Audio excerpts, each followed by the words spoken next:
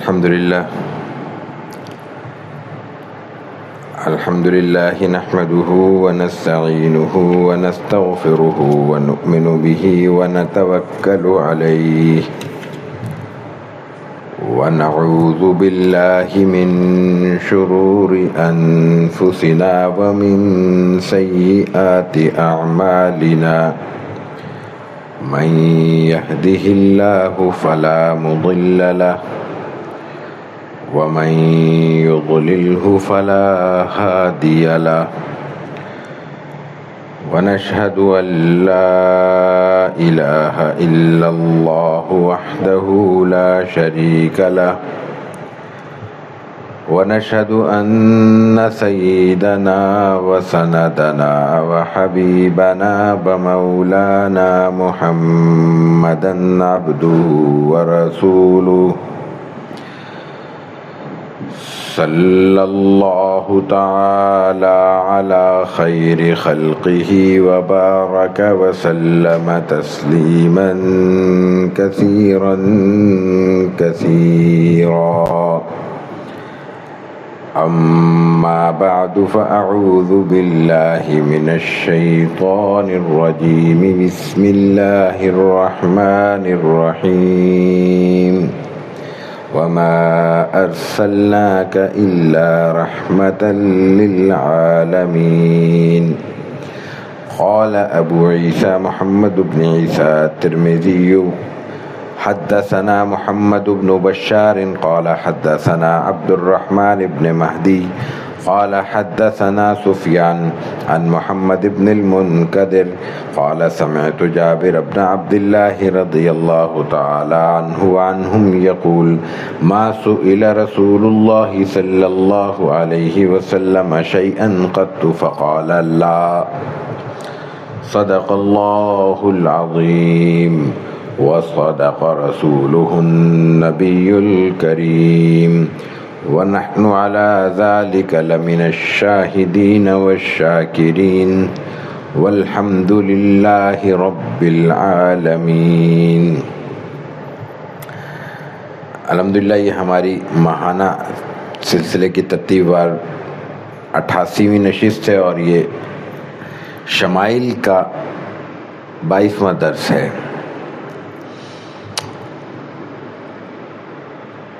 شمائل ترمذی میں گزشتہ درس میں ہم نے باب کا آغاز کیا تھا، باب ما جاء فی خلق رسول اللہ صلی اللہ علیہ وسلم، لیکن اس کی کچھ احادیث پچھلے درس کا حصہ نہیں بن سکی تھیں، باب طویل تھا، تو اسی باب کی کچھ احادیث سے ہم اپنی آج کی نشست شروع کریں گے، پھر انشاءاللہ آگے بڑھیں گے۔ پہلی روایت جو آج ہم نے آپ کے سامنے پیش کی ہے یہ امام ترمذی کے استاد محمد ابن بشار سے ہے، ان کے استاد عبد الرحمن بن مہدی ہیں۔ عبد الرحمن کے استاد سفیان ہیں، وہ محمد ابن المنکدر سے نقل کرتے ہیں، محمد ابن المنکدر نقل کرتے ہیں جابر بن عبداللہ رضی اللہ تعالیٰ عنہ سے، مشہور صحابی ہیں، پہلے بھی ان کی روایتیں گزر چکی ہیں۔ وہ ایک عجیب بات کہتے ہیں کہ ما سئل رسول اللہ صلی اللہ علیہ وسلم شیئا قط فقال لا، ایسا کبھی نہیں ہوا۔ اب تصور کیجئے ایک صحابی ہیں اور رسول اللہ صلی اللہ علیہ وسلم کے بارے میں کہہ رہے ہیں، تو کوئی غلط بیانی کا تو دور دور تک شائبہ نہیں ہو سکتا۔ وہ کہتے ہیں ایسا کبھی نہیں ہوا کہ جناب رسول اللہ صلی اللہ علیہ وسلم سے کوئی سوال ہوا ہو اور آپ نے اس کے جواب میں لا کہا ہو، نہیں۔ پوری زندگی میں کسی سوال کے جواب میں آپ نے نہیں کہا، یہ اصل بات ہے۔ پھر کیا کہا؟ اس کا مفہوم یہ نہیں ہے کہ کسی مانگنے والے نے مانگا کچھ، آپ نے کہا نہیں جاؤ، یہ مفہوم نہیں ہے۔ اس کا مفہوم یہ ہے کہ پوری زندگی میں کسی بھی معاملے میں اگر کوئی بات آپ کی پسندیدہ ہے، یا یہ کہ آپ اس وقت وہ کر سکتے ہیں، ممکن ہے، پوزیشن میں ہے، کسی نے کوئی پیسوں کا سوال کیا دے دیا، کسی نے اناج کا سوال کیا دے دیا، کسی نے کوئی بات کہنے کی کسی کی سفارش کی، کسی کو کچھ کہنا تھا، سننا تھا، کہہ دیا، معذرت کی، قبول کر لی،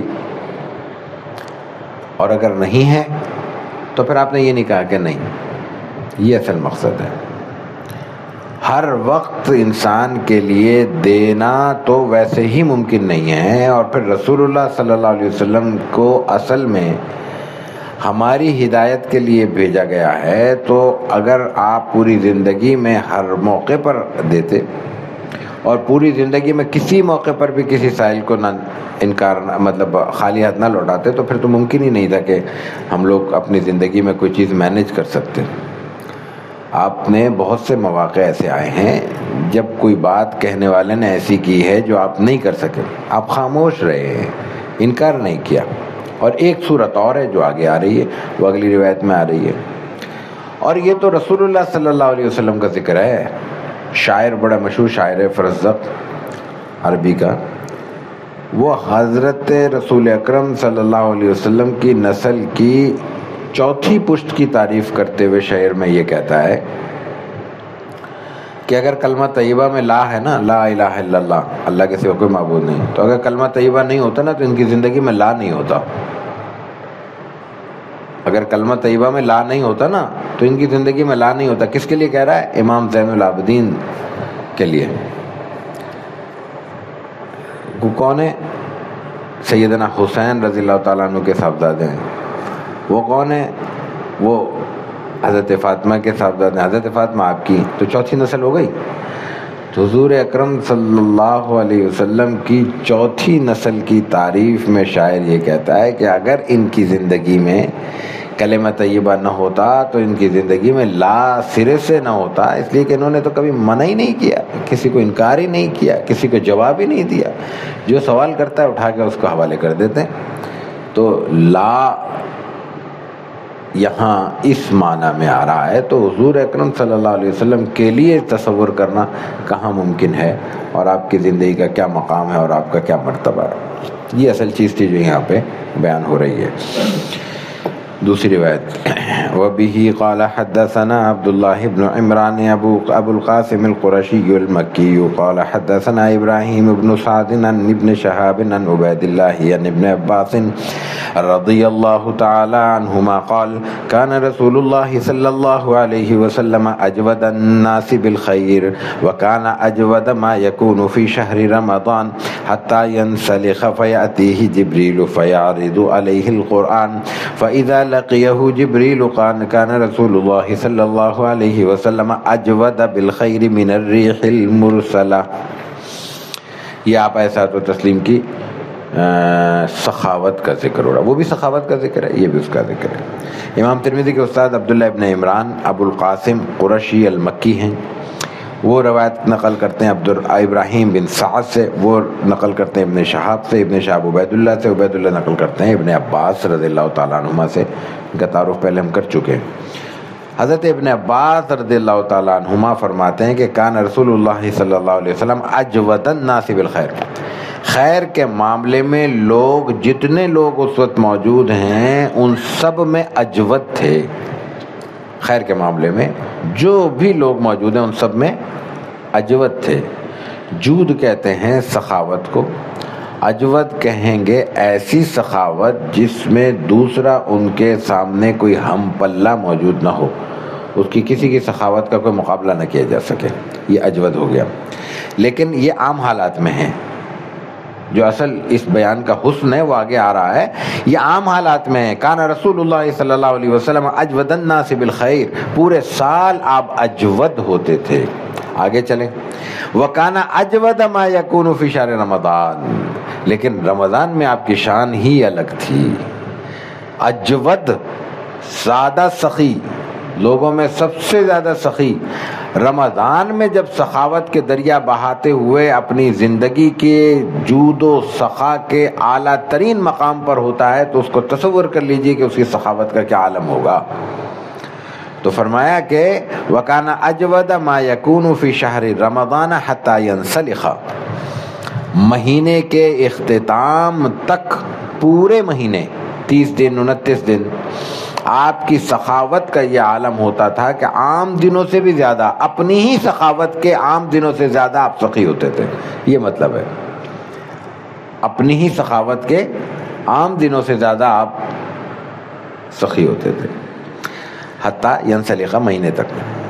فیاتی ہی جبریل، رمضان میں جبریل امین آتے تھے اور کیا کرتے تھے؟ فیعرض علیہ القرآن. اس کو دونوں ترجمے کر سکتے ہیں کہ جبریل آپ پہ قرآن پیش کرتے تھے یا آپ جبریل پہ قرآن پیش کرتے تھے، یعنی سنانا ہوتا تھا. جبریل حضور کو سناتے تھے، حضور جبریل کو سناتے تھے قرآن پاک. ہر دور جس کو کہتے ہیں حفاظ کی زبان میں، تو ہر رمضان میں جبریل امین آتے تھے اور جناب رسول اللہ صلی اللہ علیہ وسلم اور جبریل امین آپس میں قرآن شریف کا دور کیا کرتے تھے، ایک دوسرے کو قرآن شریف سناتے تھے.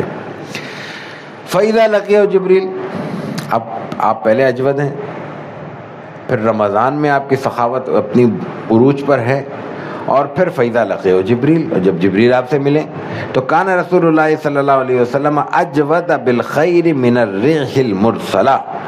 تو پھر آپ صرف اجود نہیں رہتے تھے بلکہ ریح مرسلہ سے بھی زیادہ سخی ہو جاتے تھے. ریح مرسلہ ایسی ہوا جو بارش کے ساتھ یا بارش کی خوشخبری لے کر آتی ہے. ابھی ہم نے شدید ترین گرم موسم گزارا ہے پورے ملک میں. اس گرم موسم میں تصور کیجئے کہ جب پہلی بار بادل دیکھے ہم نے یا بادل کے ساتھ ٹھنڈی ہوائیں ملی تو کیا ایک فرحت اور ایک طبیعت میں بشاشت پیدا ہوئی. اور پھر اس ہوا نے کیا کیا کہ پورے علاقے کو، خطے کو ایک ہی بار اپنی انتہائی شدید اور انتہائی ٹھنڈ اور مسلسل رحمت والی بارش سے سیراب کیا. تو رسول اللہ صلی اللہ علیہ وسلم کی سخاوت کو اس ہوا سے، اس بارش سے یا بارش والی ہوا سے تشبیہ یوں دی جا رہی ہے کہ جیسے وہ بارش برستی ہے تو برستی چلی جاتی ہے، اور پھر اس میں کوئی اچھے برے کی، غریب کی، امیر کی، چھوٹے کی، بڑے کی کوئی تفریق نہیں ہوتی. بارش ہے تو ہر ایک کو برس رہی ہے.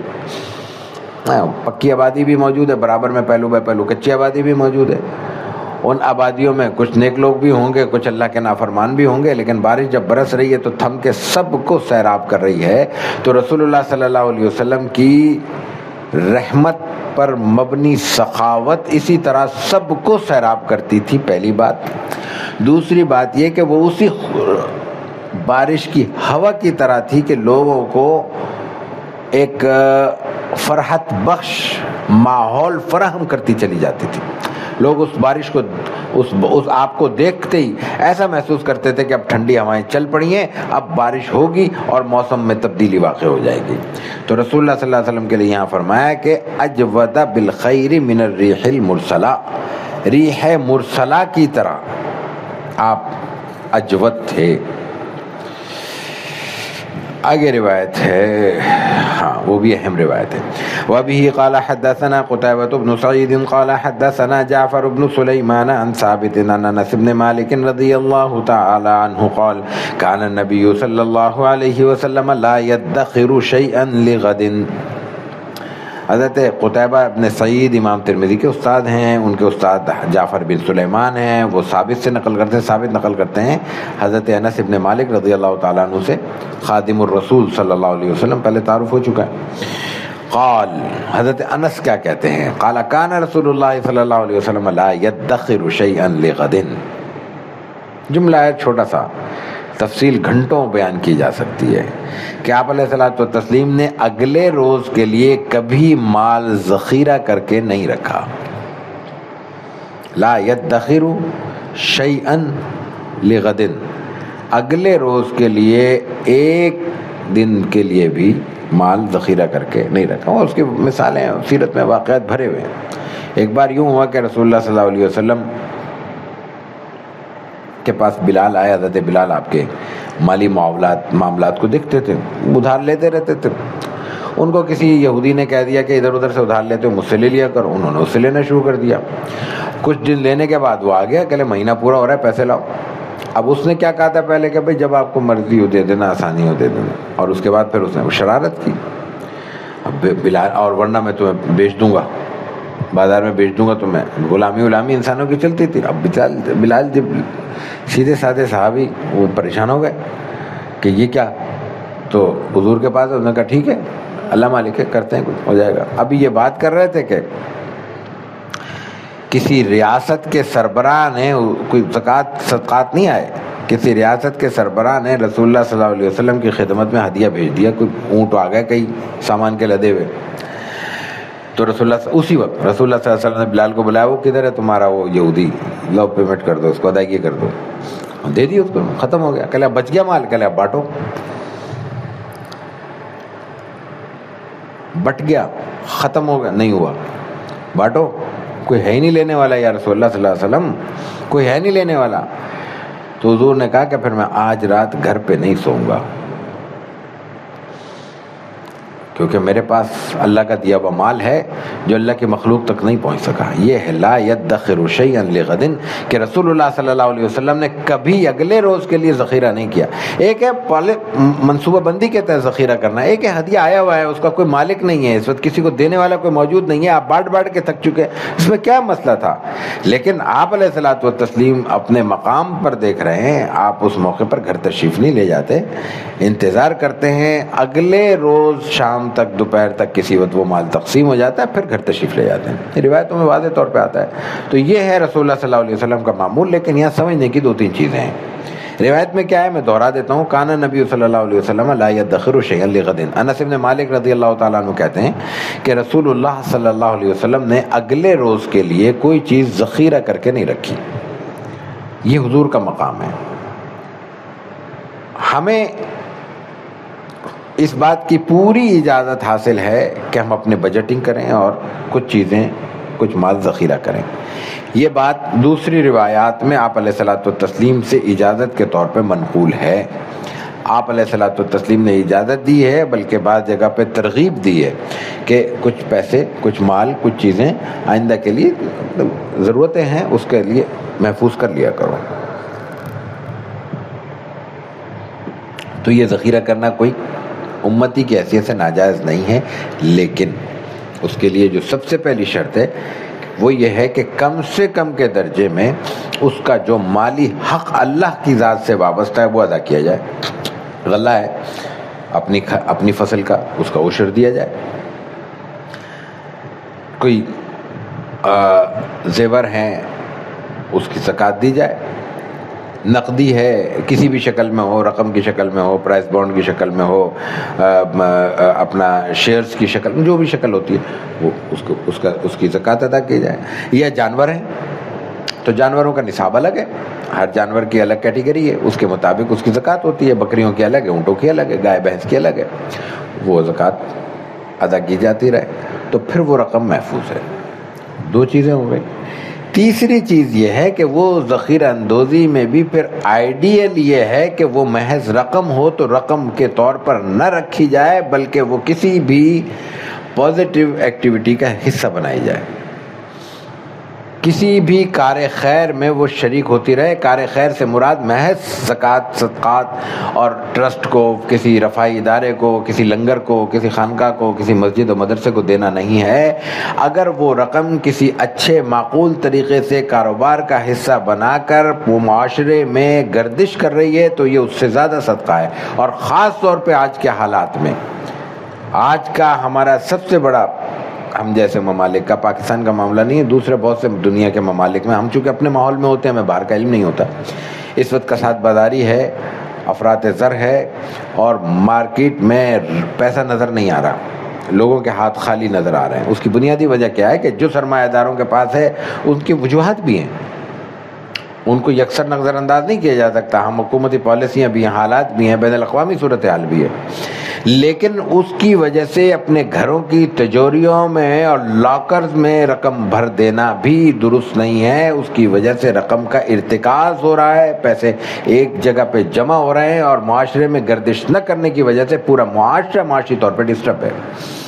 یہ بنیادی چیز ہے۔ رسول اللہ صلی اللہ علیہ وسلم نے اور اسلام نے جس معاشی تعلیم کو عام کرنے کی کوشش کی ہے، اس میں جو سب سے بڑا نقطہ سود کا تھا، وہ اس کی وجہ یہی تھی کہ رقم پہ رقم، رقم پہ رقم، رقم پہ رقم، اور رقم کہیں استعمال نہیں ہو رہی، تو بالآخر وہ کیا ہوگا کہ پورا معاشرہ اس میں ڈوب جائے گا، اور ہر آدمی مقروض ہو جائے گا، اور ہر آدمی مقروض ہونے کی وجہ سے وہ اپنی زندگی کی معاشی گاڑی کو آگے بڑھانے کے قابل نہیں رہے گا۔ لیکن اگر اس کے برس چھوٹے چھوٹے اسمال بزنس کی صورت میں، چھوٹے چھوٹے ٹکڑوں کی صورت میں بھی کچھ نہ کچھ کام ہوتا رہے، تو اس کی وجہ سے معاشرہ کم از کم کھڑا رہتا ہے اور اس میں خرابی اس درجے میں پیدا نہیں ہوتی. تو یہ تو بات الگ تھی. اصل بات جو یہاں روایت میں بیان ہو رہی ہے وہ یہ کہ کیا ذخیرہ کیا جا سکتا ہے یا نہیں. بالکل کیا جا سکتا ہے، لیکن اس کو دو حصوں میں الگ الگ کر کے دیکھنا چاہیے. ہمارے ہاں مسئلہ یہی واضح ہو جائے گا توکل کا ڈسٹرب کہاں سے ہوتا ہے. توکل اللہ پر بھروسے کی کئی شکلیں ہیں. ایک تو کسی نہ کسی کام میں مصروف ہونا خود ایک توکل ہے. کام کرنا توکل ہے، کام نہ کرنا توکل کے خلاف ہے. ہم سمجھتے ہیں کام کرنا توکل کے خلاف ہے، بیٹھے ہوئے اللہ سے مانگتے رہنا اور اللہ کے مخلوق کے آگے ہاتھ پھیلاتے رہنا یہ توکل ہے. یہ توکل نہیں ہے، یہ تو بھیک ہے، یہ تو ذلت ہے، یہ تو دنیا اور آخرت کی رسوائی ہے. توکل کا مطلب ہے کہ میں اپنی صلاحیت کے مطابق کام کر رہا ہوں، پھر نتیجہ اللہ پہ چھوڑ دیا. مجھے نہیں پتا میں نے دکان کھولی ہے کوئی خریدار آئے گا یا نہیں آئے گا.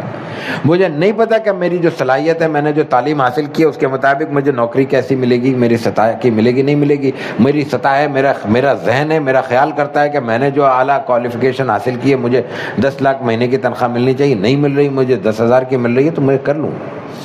اس کو مجھے چھوڑنا نہیں ہے. وجہ اس کی یہ ہے کہ مجھے نہیں پتا میرا نصیب کیا ہے، لیکن مجھے یہ پتا ہے کہ میں نے کام کرنا ہے. تقدیر کا مسئلہ بھی یہیں سے حل ہو جاتا ہے.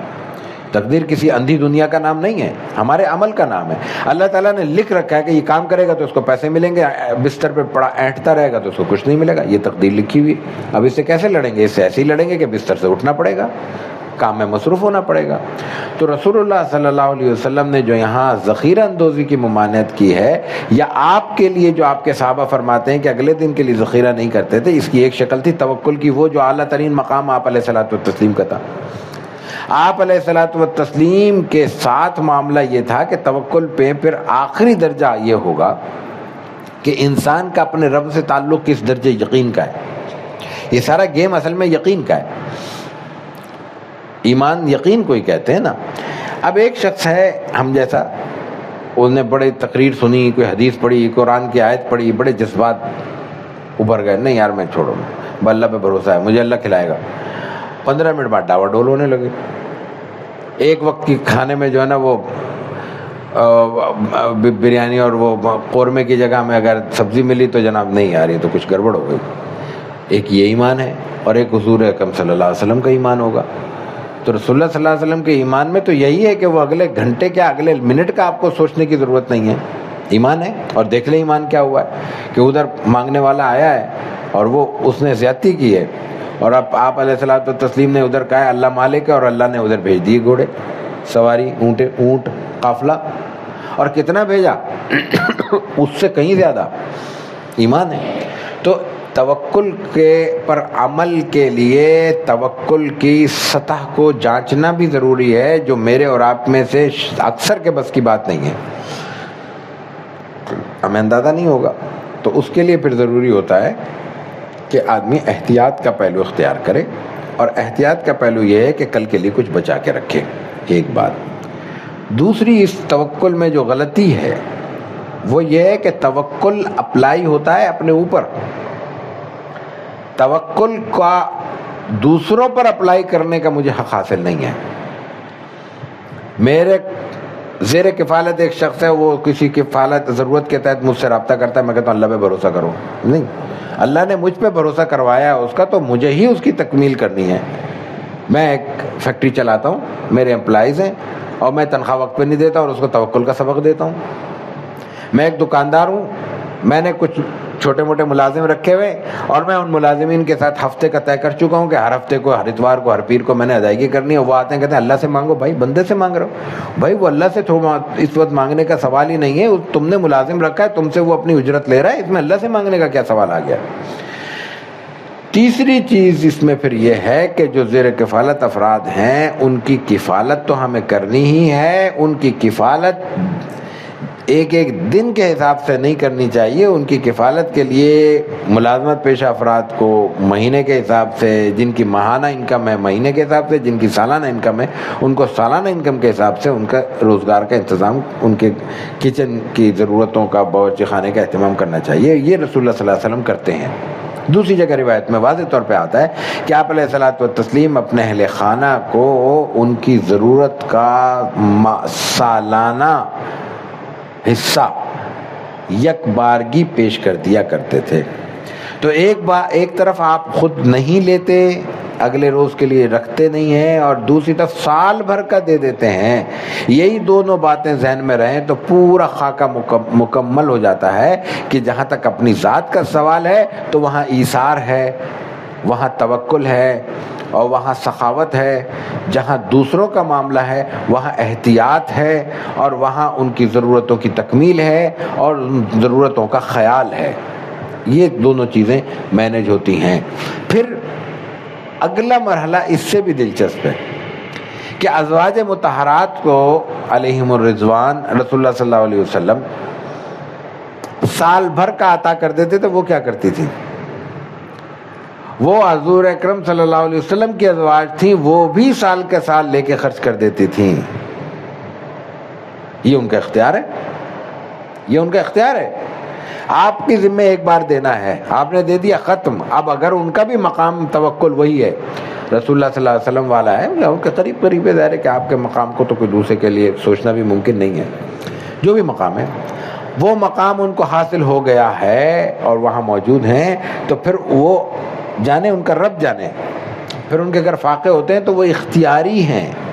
اسی لیے رسول اللہ صلی اللہ علیہ وسلم کے گھر میں جو فاقہ ہے اس کے لیے یہ لفظ استعمال کیا جاتا ہے کہ یہ اختیاری ہے، ان کے اختیار میں تھا، وہ چاہتے تو اللہ نے کتنی بار آپ سے پوچھا، آپ نے کہا نہیں، میں تو یہ چاہتا ہوں کہ میں بندہ بن کے تیرا بندہ بن کے رہوں، ایک دن ملتا ہے تیرا شکر ادا کرو، نہیں ملتا صبر ادا کرو۔ تو دونوں کیفیتیں ویسے بھی، چونکہ رسول اکرم صلی اللہ علیہ وسلم کی حیثیت پوری امت کے لیے قیامت تک کے لیے رہنما کی ہے، آپ کی زندگی کو اسوہ حسنہ قرار دیا گیا قرآن پاک میں، اس لیے بھی ضروری تھا کہ آپ صبر بھی کر کے دکھائیں، شکر کے مقام پہ بھی فائز ہو کر دکھائیں۔ تو کسی ایک کیفیت میں آپ کی موجودگی سے ایک کیفیت کے لیے تو اسوہ حسنہ ملتا، دوسری کیفیت کے لیے ہمیں اسوہ حسنہ نہیں ملتا۔ تو رسول اللہ صلی اللہ علیہ وسلم کی یہ خود اختیاری جو آپ کی فاقہ کشی ہے، یہ امت پر ایک اور نوعیت کا انعام اور احسان ہے اور آپ کی رحمت ہے کہ آپ نے فاقے کر کے ہمیں صبر کرنا سکھایا، اور اچھے رزق کی موجودگی میں اس سے استفادہ کر کے، اس کو استعمال کر کے ہمیں شکر کا طریقہ سمجھایا ہے۔ تو میرا خیال ہے کہ کان نبی صلی اللہ علیہ وسلم لا یدخر شیئا لغد، کہ آپ علیہ الصلوۃ والتسلیم اگلے روز کے لیے کچھ جمع نہیں کرتے تھے، اس کی وضاحت ہو گئی ہوگی۔ وبه قال حدثنا هارون بن موسى بن أبي القمة المدني قال حدثني أبي عن هشام بن سعد عن زيد بن أسلم عن أبي عن عمر بن الخطاب رضي الله تعالى عنه أن رجلا جاء إلى رسول الله صلى الله عليه وسلم فسأله أن يعطيه، فقال النبي صلى الله عليه وسلم ما عندي شيء ولكن ابتع علي فإذا جاءني شيء قضيته، فقال عمر يا رسول الله قد آتيته فما كلفك الله ما لا تقدر عليه، فكره النبي صلى الله عليه وسلم قول عمر، فقال رجل من الأنصار يا رسول الله أنفق ولا تخف من ذي العرش إقلالا، فتبسم رسول الله صلى الله عليه وسلم وعرف في وجهه البشر لقول الأنصاري ثم قال بهذا أمرت۔ عجیب واقعہ ہے۔ حضرت امام ترمذی کے استاد ہارون ابن موسیٰ ابن ابی القمہ المدنی اپنے والد موسیٰ سے نقل کرتے ہیں، وہ کہتے ہیں حدثنی ابی، مجھے میرے والد یعنی موسیٰ بن ابی القمہ نے بیان کیا۔ وہ نقل کرتے ہیں ہشام بن سعد سے، ہشام بن سعد نقل کرتے ہیں زید بن اسلم سے، زید بن اسلم اپنے والد اسلم سے نقل کرتے ہیں عن عمر بن الخطاب، اور اسلم کس سے نقل کرتے ہیں؟ خلیفہ ثانی عمر بن خطاب رضی اللہ تعالی عنہ۔ حضرت عمر کیا فرماتے ہیں؟ وہ خود بیان کر رہے ہیں، اپنا واقعہ ہے اور خود بیان کر رہے ہیں۔ یہ بھی صحابہ کا اعزاز ہے کہ اس میں ان کے لیے اچھا لفظ استعمال نہیں ہوا، لیکن وہ خود بیان کرتے ہیں کہ میرے ساتھ یہ واقعہ پیش آیا ہے۔ ان رجلا جاء الی رسول اللہ صلی اللہ علیہ وسلم، وہی بات جو پچھلی روایت میں آئی نا، پہلی روایت ہم نے عرض کی تھی کہ اللہ کیا فرمایا حضرت جابر نے، حضرت جابر کے ہیں، جابر بن عبداللہ کے، کہ آپ صلی اللہ علیہ وسلم سے جب بھی سوال ہوا آپ نے لا نہیں کہا۔ یہ دیکھیے اس کا ایک مظہر۔ حضرت عمر کیا کہتے ہیں؟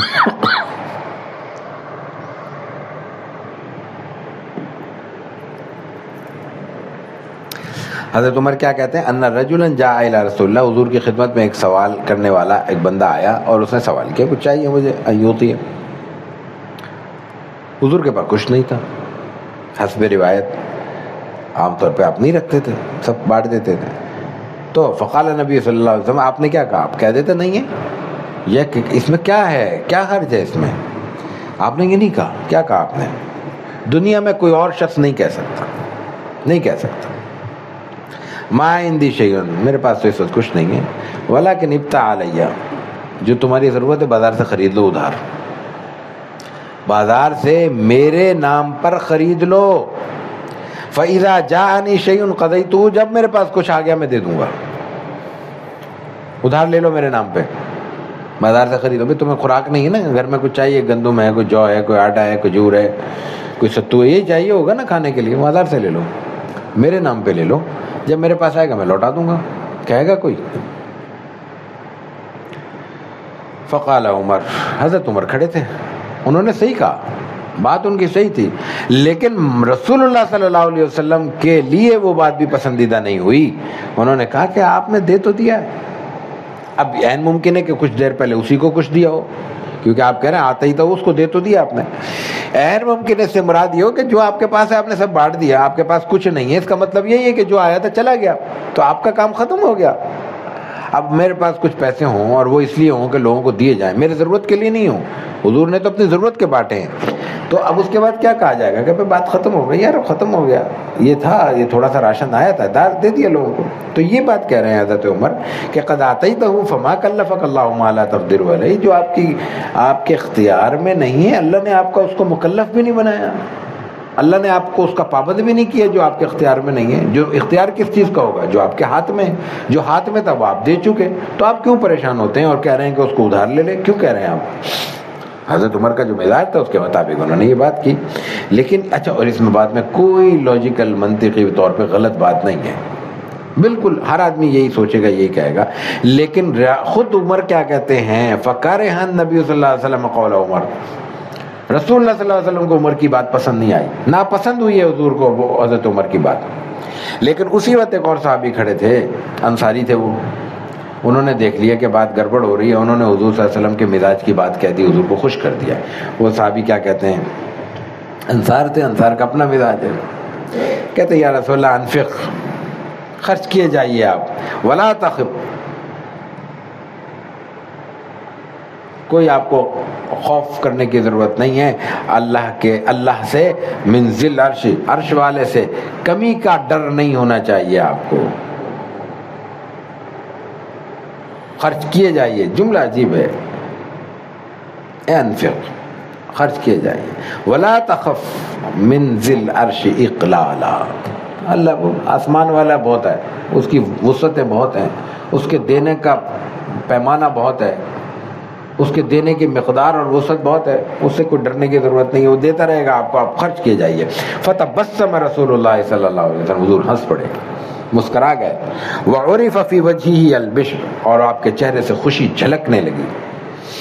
کہاں تو حضرت عمر کی بات سے ناپسندیدگی جھلک رہی تھی، یہاں آپ کے چہرے انور سے خوشی جھلکنے لگی. لقول الانصاری، انصاری کی بات سن کر. اور ثم قال بہذا امرت، پھر تصدیق کی اس کی بات کی کہ تم نے جو کہا بالکل صحیح کہا، اس لیے کہ اللہ کی طرف سے مجھے حکم یہی دیا گیا ہے کہ آپ بانٹتے چلے جائیے، اللہ آپ کو دیتا چلا جائے گا. تو یہ ہے اصل مضمون. اور اس روایت کو اس لا والی روایت سے جو پہلے ہم نے پیش کی اور یہ جو ذخیرہ نہ کرنے والی روایت سے ملا کے دیکھا جائے تو پوری صورتحال ایک پکچر واضح ہو جاتی ہے، صورتحال واضح ہو جاتی ہے. وبه قال حدثنا علي بن حجر قال حدثنا شريك عن عبد الله بن محمد بن عقيل عن الربيع بن بنت معوذ بن عفراء قالت أتيت النبي صلى الله عليه وسلم بقناع من رطب وأجر زغب فأعطاني ملء كفه حليا وذهبا.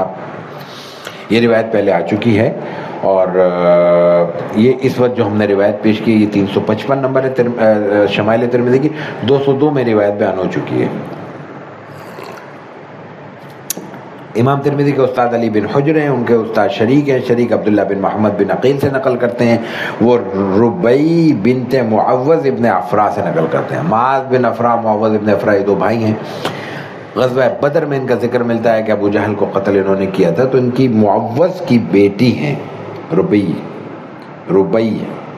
وہ کہتی ہیں کہ میں حضور کے بچی چھوٹی سی، تو رسول اللہ صلی اللہ علیہ وسلم کا تو دربار کا معمول یہی تھا کہ وہاں چھوٹے بڑے مرد عورت اور غریب امیر سب آ جاتے تھے اور بے دھڑک آ جاتے تھے، وہاں تو یہ ہٹو بچو تو نہیں تھا۔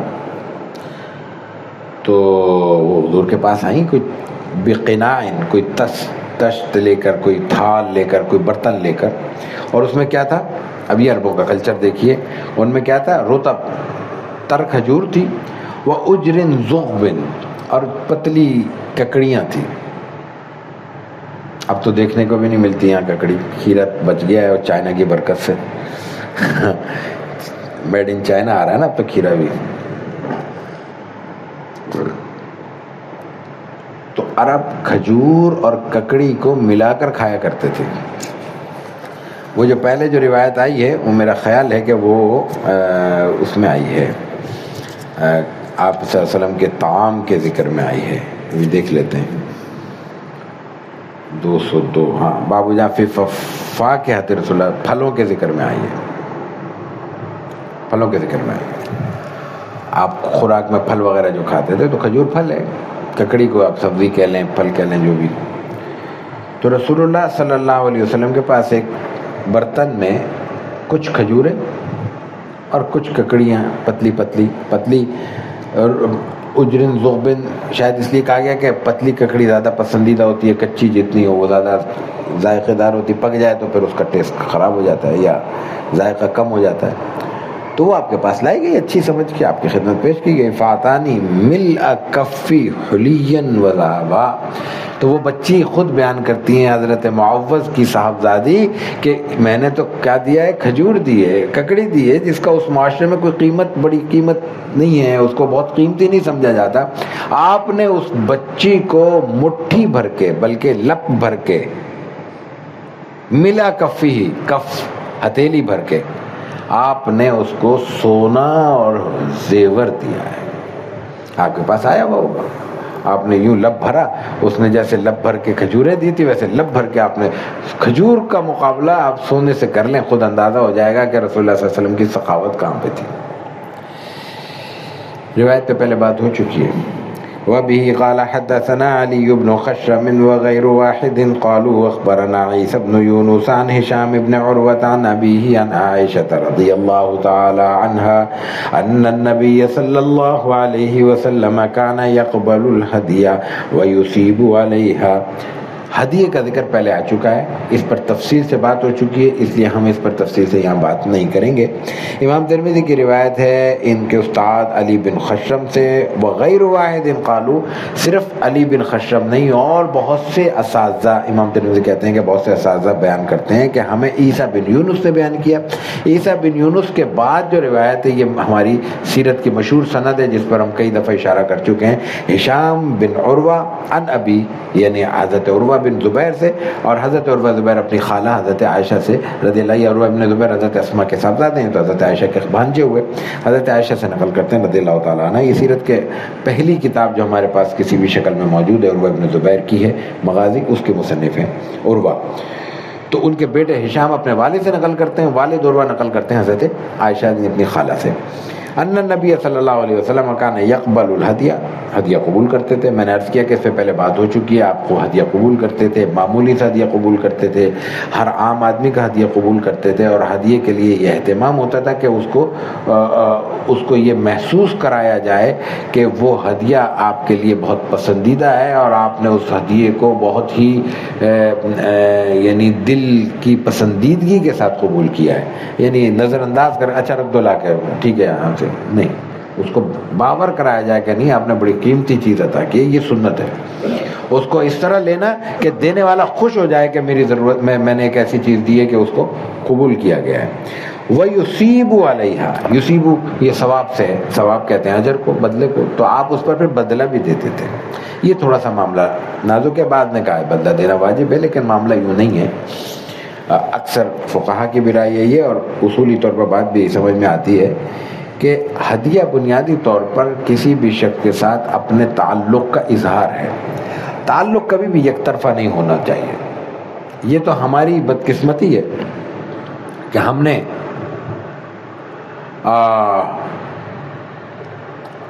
خاص طور پر اشرافیہ نے، وہ اشرافیہ ہماری سیاسی بھی ہو سکتی ہے، انتظامی بھی ہو سکتی ہے اور مذہبی بھی، یہ لازم کر دیا ہے کہ یہ جو قوم ہے باقی یہ سب کے سب ہمارے خادم ہیں، تو ان کی ذمہ داری ہے کہ ہمارے دربار میں آئیں گے تو کچھ نہ کچھ لائیں گے، اور ہماری ذمہ داری یہ ہے کہ ہم اس کو قبول کر لیں، لاؤ رکھ دو.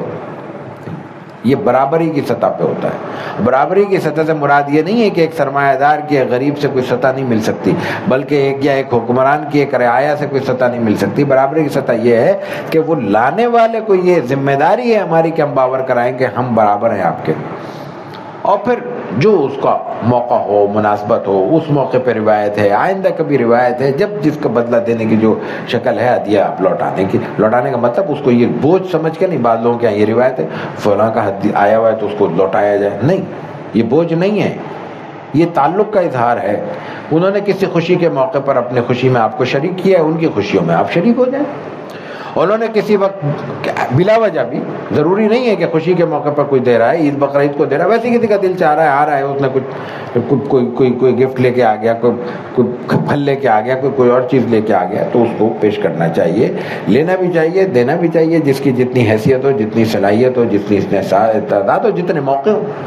اور پھر اس کے ساتھ ایک اور اہتمام ہونا چاہیے کہ یہ جو خاص طور سے اشرافیہ کے یہاں ہدیہ قبول کرنے کی روایت ہے، ان کو سوچنا چاہیے ہدیہ لیتے ہوئے کہ اس ہدیے کے پیچھے کوئی مقاصد تو نہیں ہے. میں اگر کسی انتظامی پوسٹ پر فائز ہوں اور کوئی ایک ایسا شخص مجھے کوئی ایک ایسا ہدیہ لا کے دیتا ہے، مجھے کوئی آئی فون لا کے دیتا ہے اور میں کسی انتظامی پوسٹ پر ہوں، تو میرے دماغ میں گھنٹیاں نہیں بجیں گی کہ یہ میرے پاس اتنا مہنگا گفٹ کیوں لے کے آ رہا ہے جو میں خود اپنی تنخواہ سے افورڈ نہیں کر سکتا. سوچنے کی بات ہے نا کہ وہ مجھ سے پھر کچھ توقع لگائے گا. ہدیہ بلا توقع ہوگا، بلا امید ہوگا تو ہدیہ ہے، ورنہ رشوت ہے. رسول اللہ صلی اللہ علیہ وسلم کی اس معاملے میں روایت موجود ہے. آپ نے ایک صحابی کو بھیجا کچھ وصولی کے لیے، مطلب یہ جو کلیکشن ہوتی ہے ٹیکس کی، زکوٰۃ کی، عشر کی، خراج کی، آپ نے بھیجا. وہ جب گئے، ظاہر ہے کہ وہ پہلی بار گئے تھے، ان کو اندازہ نہیں تھا ان انتظامی معاملات کا، تو ان کو لوگوں نے کچھ ان کو ہدیے دے دیے. تو رسول اللہ صلی اللہ علیہ وسلم غصے ہو گئے اور صاف لفظوں میں کہا کہ اگر تمہاری حیثیت ایسی ہی تھی کہ تمہیں ہدیے ملا کرتے تو تم اپنے گھر میں کیوں نہیں بیٹھ رہے، وہ ہدیے چل کر تمہارے پاس آتے. تمہیں جانا پڑا اور جانے کے بعد تمہیں یہ ہدیے میسر آئے ہیں، تو اس کا مطلب واضح لفظوں میں یہ کہ یہ ہدیے تمہیں نہیں ملے، تمہارے اس منصب کو ملے جو تمہیں دیا گیا تھا عامل کے طور پہ. تو یہ سب کا سب بیت المال کا ہے، تو اپنی پوزیشن کو استعمال کر کے وصول کرنا یہ ہدیہ نہیں ہے. ہدیہ وہ ہے جس میں کوئی توقع نہ رکھی جائے، کوئی امید وابستہ نہ کی جائے. یہاں ہمارا باب ما جاء فی خلق رسول اللہ صلی اللہ علیہ وسلم تکمیل پاتا ہے. آگے ایک دو باب ہیں وہ بھی انشاءاللہ آج پڑھ لیتے ہیں. باب ما جاء في حياء رسول الله صلى الله عليه وسلم وبه قال حدثنا محمود بن غيلان قال حدثنا أبو داود قال حدثنا شعبة عن قتادة قال سمعت عبد الله بن أبي عتبة يحدث عن أبي سعيد الخدري رضي الله تعالى عنه وعنهم قال كان رسول الله صلى الله عليه وسلم أشد حياء من العذراء في خدرها وكان إذا كره شيئا عرف في وجهه. مشہور روایت ہے، بار بار بیان ہوتی ہے، تشبیہ کے ساتھ بیان ہوتی ہے، وہی تشبیہ اس کی خوبی ہے. امام ترمذی کے استاد محمد ابن غیلان ہیں، وہ ابو داؤد سے نقل کرتے ہیں، وہ شعبہ سے، شعبہ قتادہ سے. قتادہ کہتے ہیں کہ میں نے عبداللہ ابن ابی عتبہ سے سنا.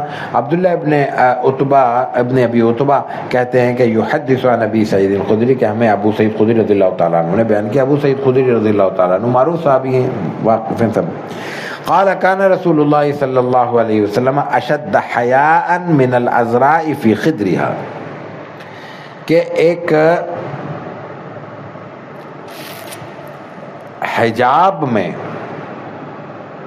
پردے میں موجود ایک کنواری بچی سے زیادہ رسول اللہ صلی اللہ علیہ وسلم باحیا تھے. عام ماحول میں ایک کنواری اور اس کے بعد پھر باحجاب ہو، کسی پردے میں بیٹھی ہو، تو اس کا ایک عام انسانوں کے ساتھ اگر کبھی واسطہ پڑے تو اس کے انداز میں جو جھجک اور شرم اور حیا کی کیفیت موجود ہوتی ہے، اس سے اشد، شدید نہیں اشد، جیسے وہاں اجود تھا، یہ ایسی کیفیت کو بیان کرنے کے لیے استعمال کیا جاتا ہے کہ جب اس کے مقابلے میں کوئی دوسری کیفیت موجود نہ ہو. تو یہ دوہری تشبیہ دی گئی ہے یہاں پہ. ایک تو تشبیہ دی گئی ایک کنواری بچی سے، وہ بھی باحجاب، حجاب میں بیٹھی ہوئی، گھر میں بیٹھی ہوئی اندر، اور پھر اس سے بھی کہیں زیادہ، یعنی وہ بھی آپ کے مقابلے میں کوئی حیثیت نہیں رکھتی. یہ مفہوم بیان کیا جا رہا ہے کہ شرم اور حیا کے معاملے میں وہ بچی بھی آپ کے مقابلے میں کوئی مقام نہیں رکھتی، اتنی زیادہ آپ شرم اور حیا کی کیفیت تھی. وَكَانَ إِذَا كَرِهَ شَيْئًا عُرِفَ فِي وَجْهِهِ. اب اس حیا اور شرم کا ایک اظہار یہ تھا کہ انسانی زندگی ہے، ہم جب اپنی عملی زندگی میں کہیں باہر نکلتے ہیں تو بہت سی چیزیں ہمارے مزاج کے مطابق ہوتی ہیں، بہت سی چیزیں ہمارے مزاج کے خلاف ہوتی ہیں. یہ مجبوری ہے، اس کا کوئی حل نہیں ہے. ہمیں کچھ چیزیں اپنی عملی زندگی میں ناپسند ہوں گی، کچھ کے رویے ناپسند ہوں گے، کچھ کی باتیں ناپسند ہوں گی، کچھ کے افکار و خیالات ناپسند ہوں گے، کچھ کے کام طریقہ کار ناپسند ہوں. بات صحیح ہے، کام ہی اس کا نہیں ہے. کچھ لوگ ایک ہی بات سے مطمئن ہوں گے، دوسرا مطمئن نہیں ہوگا. صفائی ستھرائی کا معاملہ ہے، تمیز تہذیب کا معاملہ ہے، نفاست کا معاملہ ہے. ایک آدمی رف زندگی گزارتا ہے، اس کو جو مرضی کر دو. ایک شخص بڑی پالش قسم کی زندگی گزارتا ہے، نفیس زندگی کا قائل ہے، وہ اس کا معمول ہے. اس کو معمولی سی چیز میں بھی کوئی بے ترتیبی نظر آئے گی، اس کی طبیعت پہ ناگوار اثر گزرے گا، تو ناپسندیدہ تو ہوگی بات. لیکن ناپسندیدگی کو برداشت وہ کیسے کرتا ہے، اس پہ ریئیکٹ کیسے کرتا ہے، رد عمل کیا دیتا ہے، اصل چیز یہ ہے. تو یہاں کیا فرمایا گیا کہ جب آپ کو کوئی چیز ناپسند ہوتی تھی تو عرف فی وجہی، زبان سے کچھ نہیں کہتے تھے. یہ بھی شرم اور حیا کا اعلیٰ ترین مقام ہے کہ اس کی وجہ سے آپ اپنی زبان کو کسی ناپسندیدہ بات پر بھی آلودہ نہیں ہونے دیتے، بلکہ اظہار کرتے ہیں تو واضح اظہار کرتے ہیں، اور جب محسوس کرتے ہیں کہ کسی بات کو روکا جا سکتا ہے تو کوشش کرتے ہیں کہ اپنے جذبات کو روک لیں اور اس کا اظہار نہ ہونے دیں. صرف اس ضبط کی وجہ سے آپ کے چہرے انور کا رنگ تبدیل ہو جاتا ہے، وہ ہوگا. اب انسان کے سامنے ناگوار سچویشن ہے، کہہ نہیں سکتا، وہ کیا کرے گا، ضبط کرے گا، کتنا کرے گا، چہرے پہ اثر تو آئے گا. تو آپ کا چہرہ انور، عرف فی وجہہ، آپ کے چہرے انور سے پہچان لیا جاتا تھا کہ یہ بات آپ کو اچھی نہیں لگی ہے، یہ بات آپ کو پسند نہیں ہوئی ہے. یہ بھی آپ کی شرم اور حیا کی ایک کیفیت کا اظہار ہے.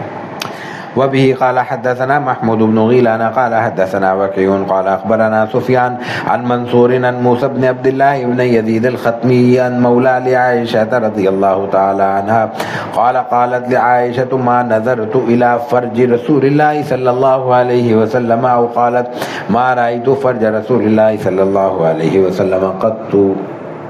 ابھی اسی شرم و حیا کا ایک اور معیار نبوی بیان کیا جا رہا ہے. امام ترمذی کے استاد وہی جو پہلی روایت کے استاد ہیں محمد ابن غیلان ہیں، وہ نقل کرتے ہیں وکیع سے، وکیع نقل کرتے ہیں سفیان سے، وکیع پہلے بھی ذکر ہو چکا ہے، یہ امام شافعی کے بھی استاد ہیں، بڑے محدث ہیں، ان کی کتاب حدیث کی کتاب بھی شائع ہو چکی ہے ان کے، اور یہ امام بخاری سے پہلے کے لوگ ہیں. ان کے استاد سفیان ہیں، سفیان منصور سے، منصور موسیٰ بن عبداللہ بن یزید الختمی سے، وہ حضرت عائشہ کے غلام سے نقل کرتے ہیں. حضرت عائشہ صدیقہ زوج النبی صلی اللہ تعالیٰ نبی صلی اللہ علیہ وسلم سے نقل کرتے ہیں. حضرت عائشہ کیا کہتے ہیں، ما نظرت الی فرج رسول اللہ صلی اللہ علیہ وسلم، میں نے رسول اللہ صلی اللہ علیہ وسلم کے مقام شرم کو، آپ کے پردے کی جگہ کو میں نے کبھی نہیں دیکھا. یا فرمایا کہ وقالت ما رأیت فرج رسول اللہ صلی اللہ علیہ وسلم قط، کبھی ایسا نہیں ہوا. یہ رسول اللہ صلی اللہ علیہ وسلم کے مقام کا، یہ حضرت عائشہ کہہ رہی ہیں. حضرت عائشہ نے نہیں دیکھا تو حضور نے دیکھا، سوچا جا سکتا ہے نا. یہ ہے ان آپ صلی اللہ علیہ وسلم کے شرم اور حیا کا مقام. آگے ایک ذرا تھوڑا سا مشکل باب ہے، بات تھوڑا سا سمجھنے کی ہے. روایتیں ساری ایک جیسی ہیں لیکن ہم الگ الگ ترجمہ کر دیں گے. شروع میں تھوڑی سی بات عرض کر دیں گے. باب ما جاء فی حجامت رسول اللہ صلی اللہ علیہ وسلم وبه قال حدثنا علی بن حجر قال حدثنا اسماعیل بن جعفر عن حمید قال سئل انس بن مالک عن کسب الحجام فقال انس رضی اللہ تعالی عنہ وعنه احتجم رسول اللہ صلی اللہ علیہ وسلم حجمه ابو طیبہ فامر له بساعین من طعام وکلم اہلہ فوضعوا عنه من خراجه وقال ان افضل ما تداویتم به الحجامہ او من امثل ما تداویتم به الحجامہ. حجامہ پچھنے لگوانا، سنگی لگوانا، یا آج کل تو حجامہ ہی کہتے ہیں، مشہور ہو گیا. اس کا کیا حکم ہے؟ یہاں اس کی ترغیب دی جا رہی ہے حدیث میں. دو باتیں سمجھنے کی ہیں، اس پہ پہلے ہم بات کر چکے ہیں لیکن یہ بات دہرانے کی ہے.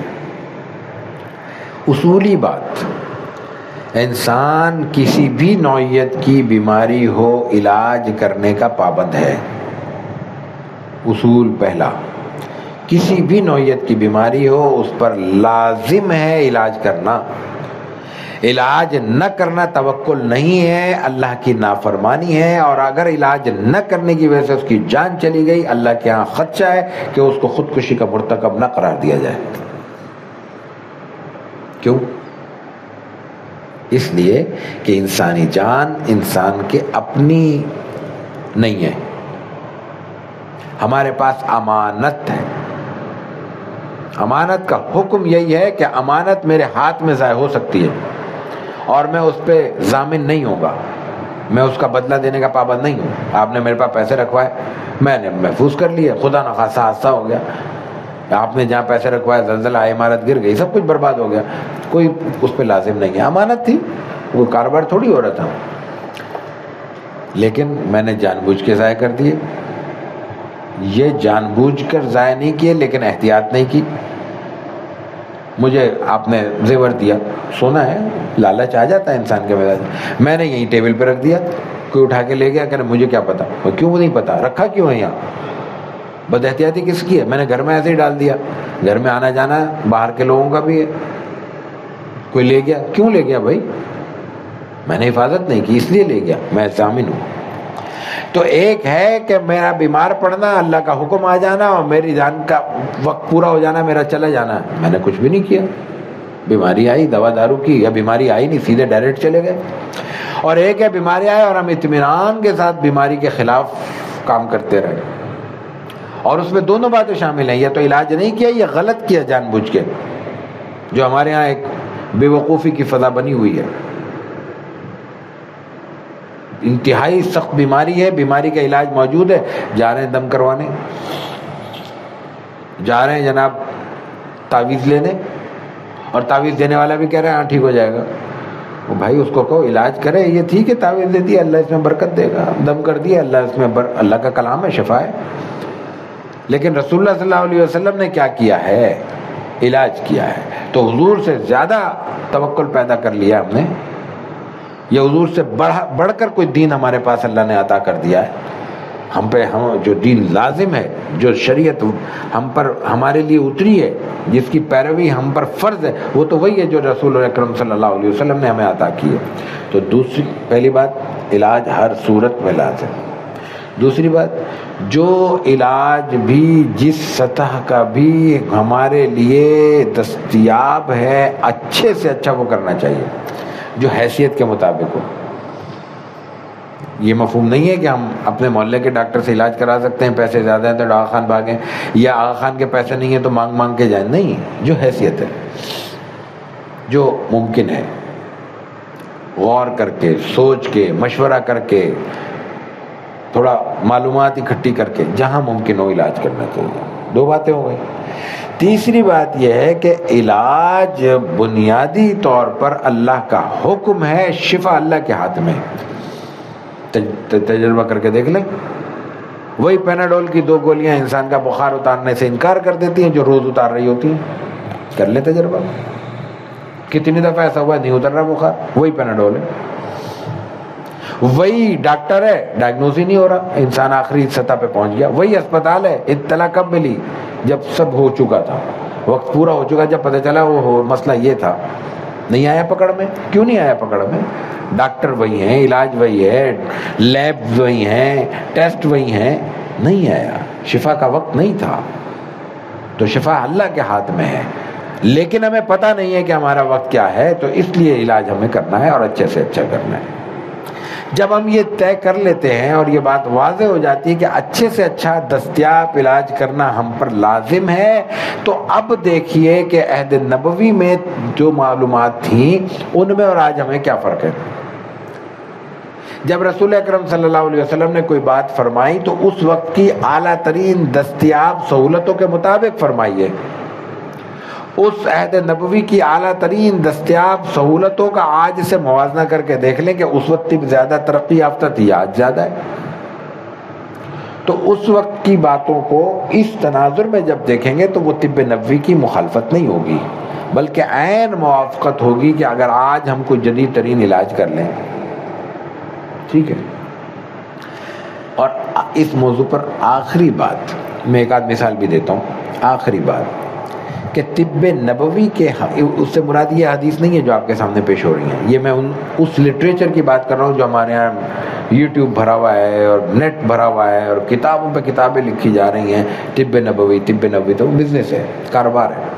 اس موضوع پر جتنی احادیث عمومی طور پر موجود ہیں، الا ماشاء اللہ بعض احادیث کو چھوڑ کر، سب علی الاطلاق نہیں کہہ رہا، زیادہ تر ضعیف ہیں.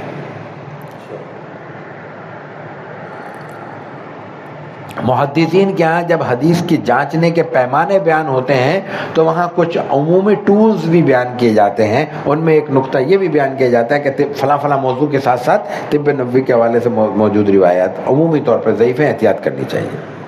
یہ نہیں کہ اس کو علی الاطلاق رد کر دیں، رعایت کرنی چاہیے. اب میں نے کہا کہ میں ایک مثال پیش کرتا ہوں. رسول اکرم صلی اللہ علیہ وسلم زخمی ہوئے، چہرہ انور پہ زخم آیا غزوہ احد کے موقع پر. اس وقت آپ نے کیا کیا ہے؟ اس وقت حضرت جبریل، اس وقت حضرت رسول اللہ صلی اللہ علیہ وسلم کے خون کو روکنے کے لیے ایک پرانی روایت تھی، قریب کے زمانے میں اب تک چلتی تھی. وہ یہ تھی کہ کسی چیز کو جلا کے چٹائی وٹائی کو راکھ بنا دی جاتی تھی، راکھ بھر دی جاتی تھی. راکھ بھرنے کا فائدہ کیا ہوتا تھا کہ وہ جو خون بہہ رہا ہے وہ فوری طور پر رک جائے. خون کو بہنے سے روکنا کیوں ضروری ہے؟ تاکہ انسان کی جان بچ جائے. خون جب تیزی سے بہتا ہے تو انسان کی جان خطرے میں پڑ جاتی ہے. جب خون رک جاتا ہے پھر ٹریٹمنٹ ہوتا رہے لیکن انسانی جان کو فوری طور پر خطرہ لاحق نہیں ہوتا. تو رسول اللہ صلی اللہ علیہ وسلم کو چٹائی جلا کر راکھ سے آپ کا خون بند کیا گیا ہے. یہ طب نبوی نہیں ہے، طب نبوی ہوا نا، یہ حضور نے کیا ہے. کرے گا کوئی؟ کتنوں نے کیا ہے؟ کتنے کلینک بنے ہوئے ہیں ہمارے ہاں؟ کتنے لوگ بیٹھے ہوئے ہیں یہاں پہ طب نبوی کا بورڈ لگا کے، وہ کہیں کہ نہیں زخمی ہو جاؤ تو ٹانکے نہیں لگوانا، ہم راکھ سے بند کریں گے، سنت ہے. کیوں نہیں کرتے وہ سنت پوری؟ کہاں چلی جاتی ہے اس وقت طب نبوی؟ تو یہ وہی ہے، میٹھا میٹھا ہپ ہپ، کڑوا کڑوا تھو تھو، سارے جسم کا حسن برباد ہو جائے گا. لگا کے تو دیکھیں راکھ. اس وقت ٹیکنالوجی نہیں تھی. زندگی کے اس پوری تاریخ نے ارتقا کیا ہے، آگے بڑھی ہے. سماجیات میں اور طبیعیات میں ہم ارتقا پذیر ہیں. دینیات ہمارا مکمل ہے، دین اللہ نے مکمل کیا ہے نا آپ کے لیے. یہ پنکھے اس وقت نہیں تھے نا، یہ اس طرح کی چھتیں اور ایئر کنڈیشن ہال نہیں تھے تو چھوڑ دیے جائیں گے؟ نہیں، وہ ارتقا ہے کائنات کا، وہ دین سے اس کے ٹکراؤ کی کیفیت نہیں ہے، اس لیے ان کو قبول کیا جائے گا. یہ اذانوں کی آوازیں آ رہی ہیں، اس وقت آتی تھی؟ نہیں آتی تھی نا. تو یہ اس وقت ٹکراؤ کی کیفیت نہیں ہے اس کی دین سے. تو یہ بنیادی چیزیں تھیں. اب روایتیں پڑھ لیں، اندازہ ہو جائے گا کہ حجامہ کی کیا کیفیت ہے. اس وقت ایک علاج تھا، آج اس کے متبادل اس سے محتاط، باحفاظت، اس سے زیادہ اچھا نتیجہ دینے والے علاج موجود ہیں.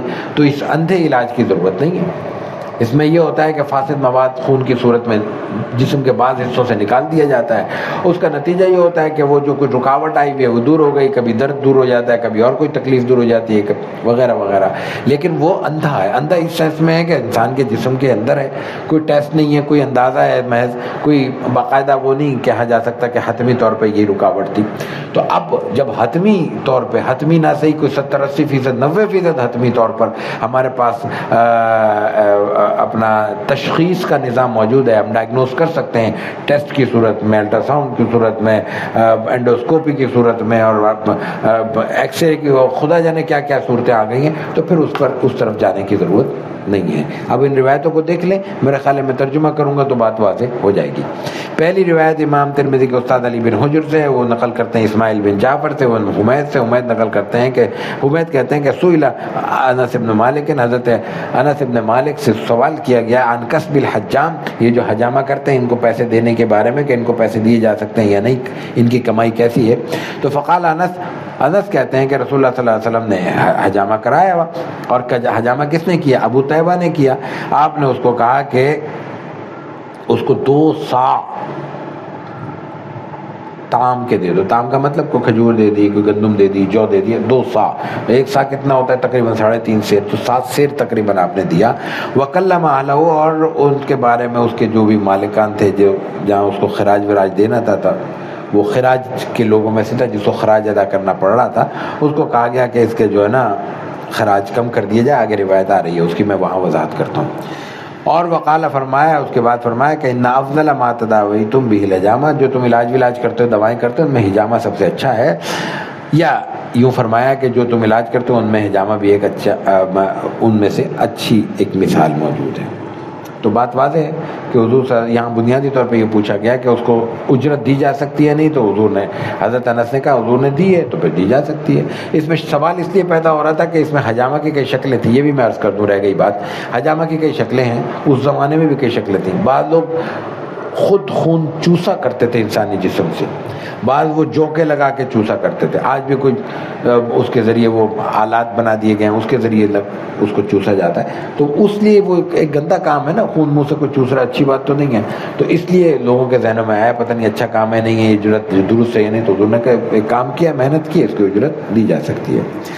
وبه قال حدثنا عمرو بن علي قال حدثنا ابو داود قال حدثنا ورقاء بن عمر عن عبد الاعلى عن ابي جميلة عن علي رضي الله تعالى عنه ان النبي صلى الله عليه وسلم احتجم وامرني فاعطيت الحجام اجره.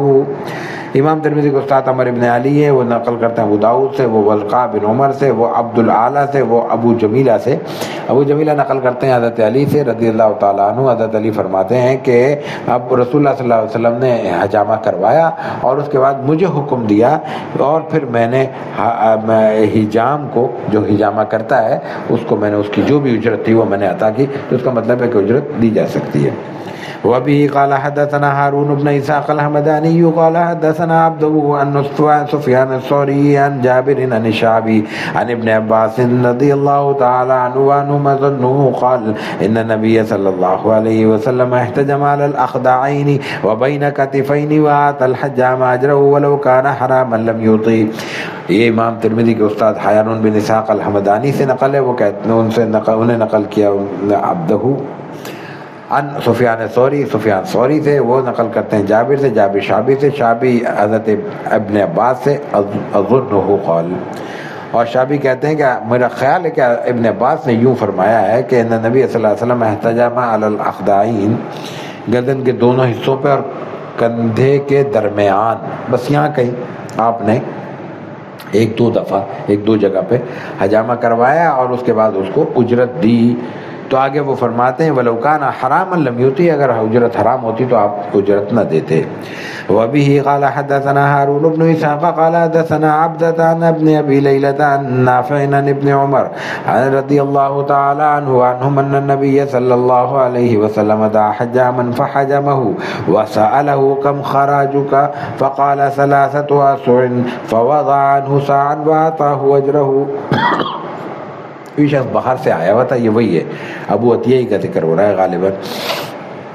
تو وہ وہاں مسلمانوں کے معاشرے میں خراج ادا کیا کرتا تھا. خراجی زمین ہوگی, اس کی خراج کی ایک رقم ہوتی ہے, طے کیا ہوا تھا. تو اس کے لیے طے کیا ہوا تھا کہ وہ 3 سا دے گا, یعنی فصل پر یہ جو بھی مدت اس کے ساتھ طے ہوگی اس کے ساتھ وہ 3 سا 7.5 3.5 سے 7 8 10 10.5 سیر, 10.5 سیر کا مطلب 12 کلو تقریباً 13 کلو وہ دے گا. تو آپ علیہ الصلاۃ والتسلیم کے بارے میں اس روایت میں یہ آتا ہے کہ آپ نے, یہ روایت امام ترمذی کے استاد ہارون ابن اسحاق سے, وہ عبدہ سے نقل کرتے ہیں, وہ ابن ابی لیلہ سے, وہ نافع سے, نافع نقل کرتے ہیں ابن عمر سے, عبداللہ ابن عمر حضرت عمر کے صاحبزادے رضی اللہ تعالیٰ عنہ, کہ آپ نے حجام کو بلایا اور اس سے حجامہ کروایا اور پھر پوچھا کہ تم, حضور کو علم تھا. آپ دیکھیں ایک ایک شخص کے بارے میں معاشرے میں ایک ایک پہ نظر ہے امیر سربراہ ریاست کی, ورنہ ایک عام آدمی ہے, خراج دے رہا ہے, لے رہا ہے, لیتا رہے, حضور کو کیا دلچسپی. تو آپ کو اندازہ ہو گیا کہ یہ خراج دینے والوں میں سے ہے, تو پوچھا تمہارا کتنا خراج ہے, انہوں نے کہا 3 سا, وہی 1 سا 3.5 سیر کا. تو آپ نے کہا کہ نہیں یہ زیادہ ہے, اس کے کہا کہ 1 سا کم کر, تو اس کا 1 سا کم کروا دیا الگ. اس کے بعد وَآتَاهُ أَجْرَهُ, اس کو جو ریلیف دیا وہ تو لائف ٹائم ہے نا, ہمیشہ کے لیے ہے وہ ریلیف.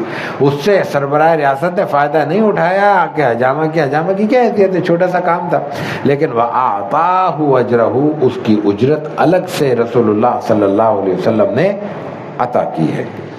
وبه قال حدثنا عبد القدوس بن محمد العطاري البصري قال حدثنا عمرو بن عاصم قال حدثنا حمام وجرير بن حازم قال حدثنا قتادة عن انس بن مالك رضي الله تعالى عنه وعنهم قال كان رسول الله صلى الله عليه وسلم يحتجم في الأخدعين والكاهل وكان يحتجم ل17 و19 و21. امام ترمذی کے استاد عبد القدوس بن محمد العطار البصری ہیں, وہ عمر بن عاصم سے, وہ حمام سے اور جریر بن حازم سے, 2 افراد سے نقل کرتے ہیں. حمام اور جریر بن حازم دونوں پھر حضرت قتادہ سے, قتادہ انس بن مالک رضی اللہ تعالیٰ عنہ سے نقل کرتے ہیں. کان رسول اللہ صلی اللہ علیہ وسلم یحتجم فی الاخدعین, آپ نے وہی گردن کے حصوں میں اور کمر کے پیچھے حجامہ کروایا. وکانا یحتجم, اور آگے ایک اور چیز آ رہی ہے کہ یہ آپ حجامت تاریخوں کے اعتبار سے کرواتے تھے. تو اطباء یہ بات لکھتے ہیں, طب میں یہ بات بیان کی جاتی ہے کہ یہ ہجری قمری مہینوں کے شروع کے دنوں میں نہیں کرنا چاہیے, درمیان میں کروانا چاہیے. تو آپ کرواتے تھے ل17 17 تاریخ کو, 19 19 تاریخ کو, 21 21 تاریخ کو. وبه قال حدثنا اسحاق بن منصور قال اخبرنا عبد الرزاق عن معمر عن قتادة عن انس بن مالك رضي الله تعالى عنه وعنه ان رسول الله صلى الله عليه وسلم احتجم وهو محرم بملل على ظهر القدم. امام ترمذی کے استاد اسحاق بن منصور ہیں, وہ نقل کرتے ہیں عبد الرزاق سے, عبد الرزاق معمر سے, معمر بن راشد ذکر پہلے آ چکا ہے, عبد الرزاق مصنف عبد الرزاق والے, وہ قتادہ سے, قتادہ انس بن مالک رضی اللہ تعالیٰ عنہ سے, ان رسول اللہ صلی اللہ علیہ وسلم احتجم, آپ نے حجامہ کروایا, وہ محرم, آپ حالت احرام میں تھے اور مقام ملل پر تھے, مکہ کے قریب ایک جگہ کا نام ہے, علی ظہر القدم, پیروں کے اوپر, پیروں کی پشت پر, قدموں کی پشت پر آپ نے حجامہ کرایا. مختلف جگہیں جہاں پہ لوگ کرتے ہیں آپ نے وہاں کرایا. کوئی تکلیف پیر کی ہوگی, کوئی اس وقت کوئی چلنے میں دشواری ہو رہی ہوگی تو آپ نے حجامہ کروا لیا وہاں پہ. تو حالت احرام میں حجامہ کرایا درست ہے, حجامہ سے صرف وضو ٹوٹے گا, غسل کا اور احرام کا تو کوئی واقعہ نہیں مشہور. بعض جگہوں پہ یہ جو آتا ہے اس کی وجہ یہ ہے کہ بعض اوقات حجامہ اگر آپ گردن وردن پہ کہیں پیچھے کر رہے ہیں تو جسم میں بعض جگہوں پہ بعض لوگوں کے بال ہوتے ہیں, بعض کے نہیں ہوتے, تو اگر بال موجود ہیں اور بال اکھڑ گئے تو ظاہر ہے کہ دم آئے گا, تو اس لیے منع کیا گیا. آپ صلی اللہ علیہ وسلم کے پیر پہ تو ویسے ہی بال اس طرح نہیں تھے, بعض جسم میں بہت کثرت سے بال ہوتے ہیں, تو آپ کا جسم تو اس طرح اضافی بالوں سے پاک تھا. تو اس لیے آپ صلی اللہ علیہ وسلم نے حالت احرام میں حجامہ کروایا اور آپ نے پھر ظاہر اس کی اجرت بھی دی ہوگی. تو ان روایتوں سے یہ بھی ثابت ہوتا ہے کہ رسول اللہ صلی اللہ علیہ وسلم نے حجامہ کئی بار کروایا، ایک بار نہیں کروایا، بہت الگ الگ واقعات ہیں جن میں آپ نے کروایا ہے. تو یہ ایک روایت ہے، یہ ایک طریقہ کار ہے. آج بھی بالفرض کسی شخص کو یہ خیال ہوتا ہے کہ اس کا علاج اس میں موجود ہے، تو احتیاط کے تمام پہلوؤں کو پیش نظر رکھتے ہوئے اور بیماری کا تعین کر کے احتیاط کے ساتھ کرنا چاہیے. اس میں انسانی جانیں بھی ضائع ہو رہی ہیں، یعنی اور بیماریاں تو اپنی جگہ ہیں، انسانی جانیں تک ضائع ہو رہی ہیں. اور یاد رکھنے کی بات ہے کہ جب خون انسانی جسم سے نکلتا ہے تو خود بیماریوں کا مجموعہ ہوتا ہے. انسانی خون ایک آلودگی ہے، اس خون کے اندر جتنی بیماریاں موجود ہوں وہ پھر آگے پھیلتی ہیں. اور اس کی بہت آسان سی مثال اس وقت یہ سمجھ سکتے ہیں ہم کہ اگر ہمیں کوئی انجیکشن لگانا ہو، بلڈ لینا ہو، بلڈ دینا ہو، تو اس کے لیے جو سرنج استعمال کی جاتی ہے اس کے لیے لازم کر دیا گیا ہے کہ وہ اب دوبارہ استعمال نہ ہو. ڈسپوزل سرنج ہو جو ڈسپوز آف کر دی جائے، استعمال کر کے فوراً پھینک دی جائے. اس کی وجہ کیا ہے؟ آپ جب اچھی جگہوں پہ جاتے ہیں، عمرے پہ جائیں مثال کے طور پہ، سعودی حکومت کی طرف سے پابندی ہے کہ وہ اس طرح جو ایک بار جسم پہ لگے گا اس کو توڑ کے پھینک دیا جائے گا، وہ اس طرح دوبارہ یوز نہیں ہونا چاہیے. وہ استعمال ہوتا ہے تو وہ ناجائز ہے، غلط ہے، غیر قانونی استعمال ہوتا ہے. یہ سب چیزیں کیوں ہیں؟ اس لیے کہ خون کے ذریعے اس معمولی سے خون ہلکا سا کٹ لگنے کا امکان ہے نا، موہوم سا امکان ہے، اس امکان سے یہ خطرہ ہے کہ خون کی بیماریاں ٹرانسفر ہو سکتی ہیں.